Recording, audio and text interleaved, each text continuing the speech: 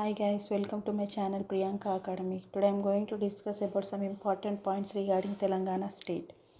Telangana is a state lies in south central India. Capital of Telangana Hyderabad.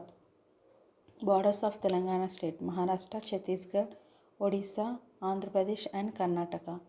Area of Telangana 1,12,077 square kilometers.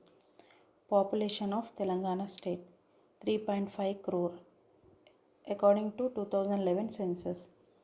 Telangana state was formed on June 2nd, 2014 as 29th state. Villages of Telangana 10,909 villages in Telangana state. Mandals of Telangana 594. Revenue divisions of Telangana state 74. Gram Panchayats of Telangana 12,769.